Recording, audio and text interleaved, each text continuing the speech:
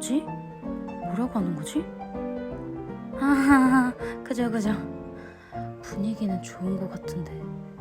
아니 근데 김씨는 내 욕하고 있는 거 아니야? 왜 자꾸 힐컥거리지? 아, 귀가 안 들리니까 누가 내 욕하는지 칭찬하는지 못 알아듣겠네.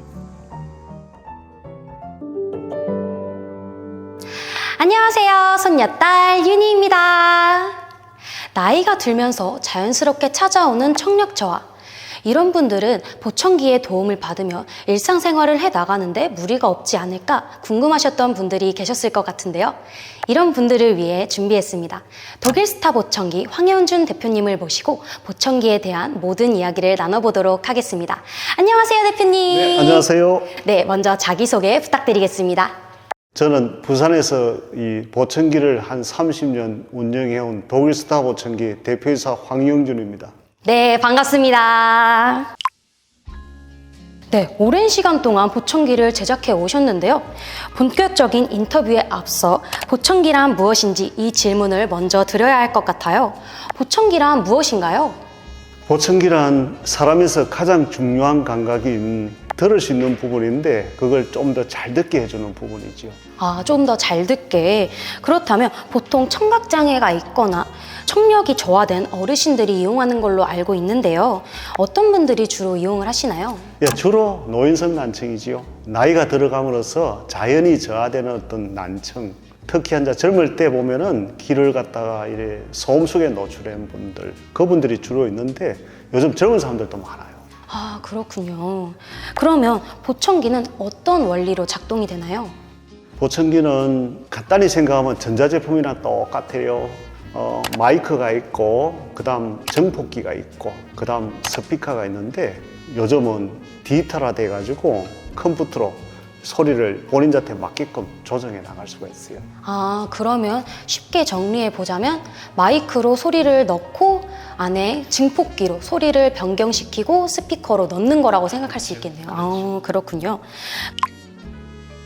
그렇다면 이제 보청기 종류에 대해서 궁금해지는데요. 저는 귀 안에 넣는 보청기만 알고 있는데 그 외에도 다른 종류가 있을까요? 예, 우리가 귀로 소리가 들어갈 수 있잖아, 그지요? 대체적으로 그렇게만 생각하는데 뒤에 앉아 뼈로 전달될 수도 있고, 그 다음 모양으로 보면은 안에 엿는 보청기가 주류를 이루어 왔는데 지금은 이제 귀에 거는 보청기, 그것도 지금 많이 유행하고 있어요. 그러면 귓속형은 어떤 분들이 주로 이용하시나요? 내가 좀 이쁘게 보이고 싶은 사람들은 귀에 속 엿는 걸 추구하죠. 그럼 귀걸이형은 어떤 분들이 사용을 하세요? 귀에 앉아 습기가 많은 사람, 그 다음 귀에 속 넣어놓으면은 처음에는 본인 목소리가 울리는 감이 있거든요. 앉아 그걸 좀 피하고 싶으면은 귀에 거는 걸 하면은 처음부터 적응하기가 쉬워요. 그럼 아까 말씀해주신 마지막으로 골전도형은 어떤 분들이 주로 사용을 하시나요? 지금 보청기로 한동안 유행했었는데 그것도 조금 전에 얘기했는데 귀에 물이 많이 나가지고 보청기를 아예 못 끼우는 사람들이 있어요. 그런 사람들은 귀 뒤에 진동자를 통해 가지고 달팽이관으로 소리를 막바로 들어가게 할 수 있는 게 있거든요. 지금은 그렇게 많이 사용하지는 않아요. 아, 그렇군요. 그냥 크게 보면 귓속형이 있고 귀걸이형이 있고 골전도형이 있는 거겠네요. 아, 그렇군요. 그렇다면 사람마다 귀 모양도 다 다르고 필요한 크기도 다를 거라고 생각이 드는데요. 그럼 보청기는 꼭 맞춤 제작으로만 주문이 가능한가요? 이제 귀에 거는 거 보청기는 꼭 제작 안 해도 가능할 수 있어요. 근데 귀가 많이 어두우면은 그것도 이제 소리 출력이 크니까 외부적으로 소리가 새는 경우가 있거든요. 그런 경우는 맞춤 제작해야 되고 기속형은 반드시 맞춰야 된다고 생각해요. 그래야 편안해요. 그렇죠. 이어폰 그냥 끼는 것도 아픈데 귀 안 맞은 거 끼면 아플 것 같아요. 보청기 제작 기간은 얼마나 소요가 되나요? 요즘 나오는 RIC라고 이야기하는데 그런 보청기들은 그냥 금방 끼고 갈 수가 있어요. 귀에 딱 맞게 제작하는 데는 시간이 1시간 정도 걸리고, 그 다음에 기속형이라고 귀 안에 안 보이게 만드는 거, 빠른 제작을 원하시면 1시간 한 반 정도면 제작 가능해요. 생각보다 엄청 빨리 만들어 주시네요. 빨리 제작하는 게 중요한 게 아니고요. 보청기는 자주 고장이 나요. 그래서 잘 고쳐주는 게 그분 삶에서 거의 한 80% 중요하다고 저는 생각을 해요. 그럼 여기서 또 궁금해지는 게 있는데요. 보청기 가격은 어떻게 형성이 되어 있나요? 가격은 굉장히 다양해요. 사계는 몇십만 원부터 비싼 거는 한 800까지 있는데 보통은 한 100만 원, 200만 원 전후로 많이 해요. 제가 알기로는 국가에서 보청기 금액을 지원해 준다고 하더라고요. 보청기 지원금을 받기 위해서는 어떤 절차가 있는지 알 수 있을까요? 국가에서 보면 법을 정해놨는데 60데시벨보다 양쪽이 더 나빠야 되고요. 또 한쪽에 40데시벨이고 한쪽에는 80데시벨보다 더 나빠야 돼요. 병원에 이비인후과 가셔가지고 한 3번 정도 검사를 해요. 검사해가지고 그 평균가, 그 다음에 검사 결과를 가지고 심사를 한 다음에 청각 장애증이 나와야 돼요. 나오면은 국가에서 지원을 받을 수 있어요. 그러면 청각 장애 등급을 받게 된다면 보청기 지원금은 얼마나 나오나요? 1인당 131만 원까지 지원이 가능해요. 최대 131만 원까지 지원이 된다고 하니 구독자 여러분들께서도 귀가 안 좋으신 분들은 가까운 이비인후과에 방문하셔서 검사 받아보시고 지원금 받아보실 수 있으면 좋겠네요.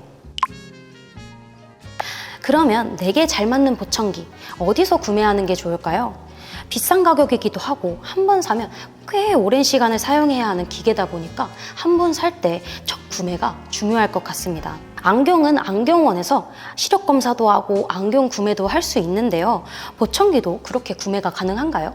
네, 맞습니다. 보청기는 계속 관리를 해줘야 돼요. 보청기를 맞추고 나서 일주일 뒤에 오셔가지고 다시 조정하고, 보름 뒤에 와서 조정하고, 한 달 뒤에서 와서 다시 조정을 해가지고 그 사람이 가장 원하는 소리를 우리가 찾아드려야 돼요. 그 과정이 보청기에서는 좋은 거 구입하는 것보다 더 중요한 어떤 과정이라고 생각하면 돼요. 생각보다 더 까다롭게 만들어지는 게 보청기군요. 그러면 관리를 잘해주는 곳은 어떻게 찾을 수 있을까요? 기술자들이 상주하는 곳이겠죠? 서비스를 해주겠다는 마음을 가지고 있는 데서가 더 중요할 것 같아요. 그렇다면 보청기를 구매할 때 주의해야 할 점이나 염두에 둬야 할 점이 혹시 있을까요? 난청인들에게 이런 이야기를 해요. 처음일 때는 꼭 시간을 내가지고 한 2-3군데 정도는 들러봐라. 그래서 보청기를 시험적으로 꼽아가 대화해보고 음성이 어떻게 되는지도 보고 그 다음에 얼마나 또 알아듣는지도 보고 그런 시간을 꼭 내셔야 돼요. 구매한 보청기를 잘 관리해서 오래도록 좋은 성능으로 고성능인 상태로 쓰면 참 좋을 것 같은데요. 특별한 관리법 같은 게 있을까요? 말씀드렸다시피 습기에 제일 약해요. 보청기도 작은 만큼 그 속에 들어가는 부속들이 굉장히 작아요. 스피커는 원리가 진동으로 나는데 그 사이에 습기가 차든지 하면은 소리가 찌그러지거든요. 그래서 습기가 제일 약해요. 습기가 들어갔을 때 말르는 거, 습기가 안 들어가게 하는 거, 그게 관리에서 가장 중요한 것 같아요. 그 보청기는 사용하고 나서 저녁 되면은 꼭 이물질이 들어갔나 청소해주고 그 다음 보청기 건조기가 있어요. 거기다가 보관할 수 있는 게 중요한 부분이죠. 보청기는 개인이 관리하는 부분도 있지만은 전문가가 관리해 줄 부분이 있거든요. 그래서 3개월에 한 번씩은 꼭 본인이 안 와도 좋으니까 보청기를 맡겨주셔야 돼요. 잡음이 있나 이런 걸 분석을 해보고 있으면 옛날처럼 깨끗하게 다시 소리를 만들어줘요. 그럼 3개월마다 정기 점검을 받는 것도 중요하고 매일매일 양치하듯이 이물질을 솔질로 털어주는 것 역시 중요하겠네요. 예, 맞습니다. 그럼 보청기 하나를 영구적으로 사용하기엔 조금 어려움이 있을 것 같은데요. 보청기의 적정 수명은 어떻게 되나요? 한 5-6년이라고 보면 될 것 같아요. 5-6년이요? 그래도 좀 비싼 돈을 주고 샀는데 그 정도밖에 못 쓰나요? 보청기가 하루 아침에 써가지고 저녁까지 쓰니까 보통 한 13시간 이상 끼거든요. 그렇게 생각하면 5년이라는 세월이 짧은 건 아니죠. 그렇네요. 그렇게 생각해보면 짧진 않네요. 5-6년 지나고 나면은 지금 보청기보다 또 훨씬 좋은 게 많이 나와요. 그래서 사람들이 바꾸는 경우도 많아요. 귀가 잘 들리지 않아도 보청기 없이 이대로 살겠습니다 하는 경우에는 어떤 문제가 있을 수 있을까요? 인체에서 오감 중에서 귀가 한 70% 좌우한다고도 우리가 이야기를 하거든요. 그래서 그런 쪽에 최근 들어 연구를 많이 하고 있더라고요. 인지 기능도 떨어진다. 특히 치매도 한 5배 많이 온다. 이런 게 있는데 역동적인 삶을 그냥 살고 싶지 않다고 똑같지 않을까요?